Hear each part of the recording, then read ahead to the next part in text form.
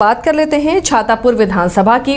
छातापुर विधानसभा में क्या खास इस बार नजर आ रहा है? नीरज सिंह बबलू बीजेपी से यहां चुनावी मैदान में है, तो आरजेडी ने विपिन कुमार सिंह को यहां चुनावी मैदान में उतारा है। अब क्या आमने सामने का ये मुकाबला होगा? मुकाबला कितना ज्यादा कड़ा होगा?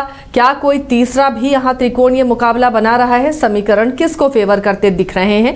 रंजन जी, छातापुर को अगर आप स्कैन करते हैं, छातापुर में अब दोनों कैंडिडेट आमने सामने दिख रहे हैं, कैसा मुकाबला दिख रहा है? देखिए, जब छातापुर जब से सामान्य सीट के रूप में सामने आया है 2008-9 परिसीमन के बाद 2010 से ये सीट सामान्य सीट हो गई। उससे पहले ये अनुसूचित जाति आरक्षित सीट हुआ करती थी। तो जब से ये सामान्य सीट हो रही है, तब से जो मैं इसका ट्रैक रिकॉर्ड देख रहा हूँ, तो दिखता यही है कि यहाँ पर मुकाबला जो है वो आमने सामने का ही होता है। तीसरा कोण बनाने की कोशिश होती है, लेकिन वो कामयाब नहीं हो पाती है। और एक और चीज़ दिख रहा है कि छातापुर में 2010 से जब से ये सीट सामान्य हुई है, यहाँ पर नीरज कुमार सिंह बबलू ही चुनाव जीतते रहे हैं। सुशांत सिंह के भाई लगते हैं रिश्ते में, तो वो यहाँ से चुनाव जो है जीतते रहे। चाहे आप 2010 की बात कर लीजिए, 2015 की बात कर लीजिए या 2020 की बात कर लीजिए, और हर बार जब उनका मुकाबला हुआ है आरजेडी प्रत्याशी से, तो वो आमने सामने की ही लड़ाई रही है। और जो वोट इधर से उधर गए हैं, तो वो 3-4% चले जाएं तो चले जाएं, उससे ज़्यादा जो है किसी तीसरे प्रत्याशी को मिलता दिखता नहीं है। 2010 में जो है अकील अहमद थे यहाँ पर आरजेडी से, उनको 31.5% वोट आए थे। और फिर गुलाब चंद्र पासवान थे, उनको 4% के आसपास वोट आए थे। 2015 में जहूर आलम थे, उनको 38.5% वोट आए थे। लेकिन फिर यहाँ पर देखिए, जो तीसरे प्रत्याशी की हम बात करें तो उनको 3.61% वोट आए थे।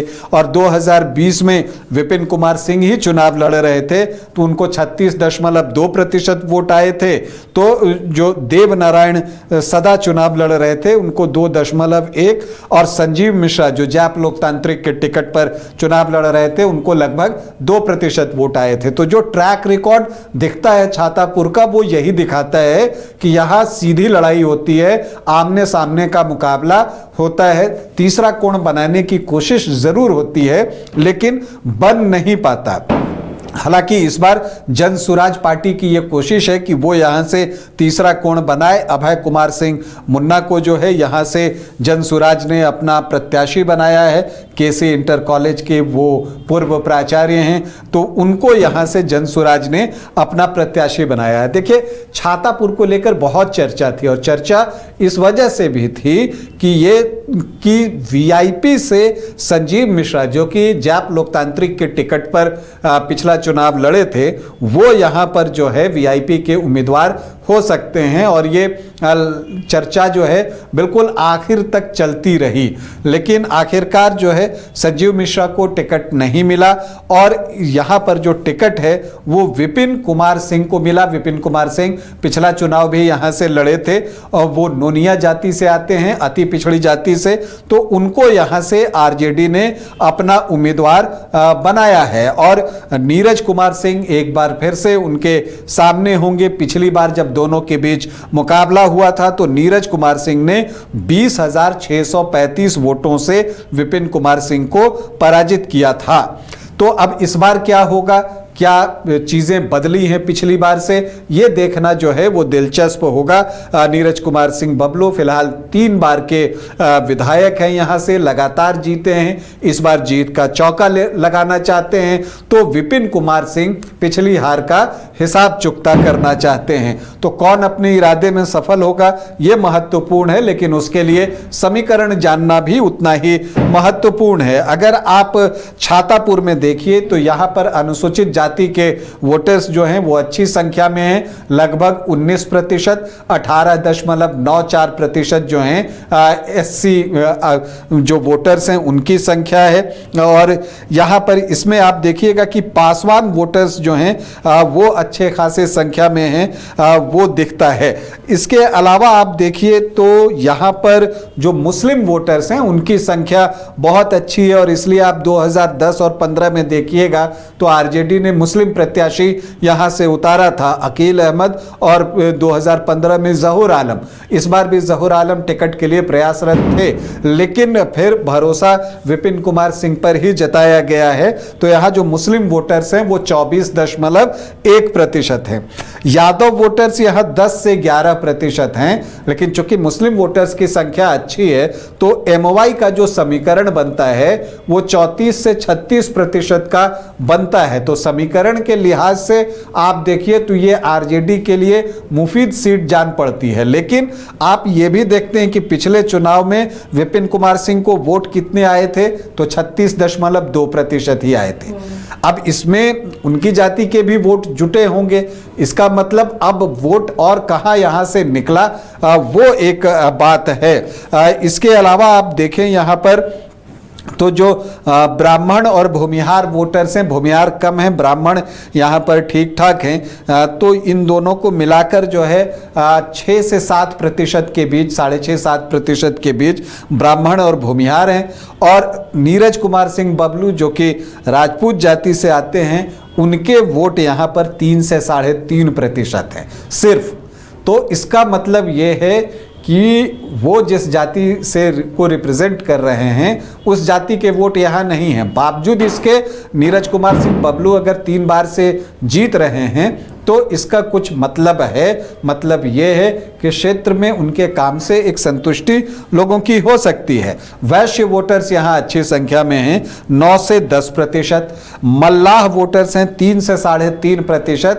और इस बार जो है महागठबंधन की नज़र इन वोटों पर है, क्योंकि मुकेश सहनी को डिप्टी सीएम फेस घोषित किया गया है।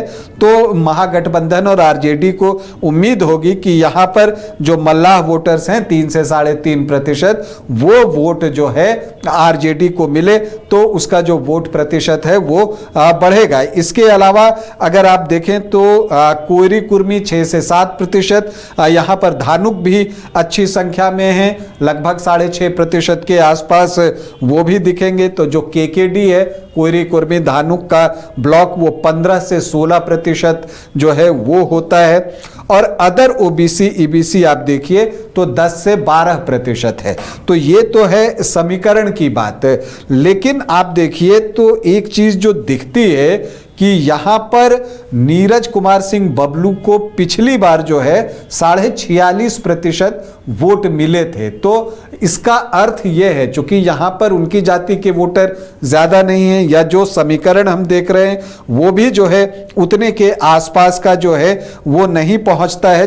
बमुश्किल अगर आप देखें तो 10% सामान्य जाति के वोटर, वैश्य 9 से 10%, तो ये हुए 20, और इधर देखें तो 35-36% का एक परंपरागत वोटरों का आंकड़ा नीरज बबलू का पहुंचता है। लेकिन उनको वोट ज्यादा यहां पर आते हैं, तो इसका मतलब है कि उनको अन्य जगहों से भी वोट मिल रहे हैं, अन्य जातियां भी उनके लिए वोट करती हैं। जो और इस मामले में है कि नीरज बबलू की एक व्यक्तिगत पकड़ इस क्षेत्र में रही है और क्षेत्र में उनकी सक्रियता भी रहती है। लेकिन इस बार विपिन कुमार सिंह भी पूरा जोर लगाए हुए हैं, और मुझे लगता है कि महागठबंधन की कोशिश होगी कि चूंकि वो 3 बार के विधायक हैं तो एक स्वाभाविक एंटी इनकम्बेंसी भी हो उनके खिलाफ, तो उसको वो भुना सके। तो एक रोचक मुकाबला जो है वो छातापुर में देखने को मिलेगा। समीकरण के लिहाज से यहाँ बहुत कुछ कहने को नहीं है, क्योंकि समीकरण उतना फेवरेबल आपको दिखता नहीं है।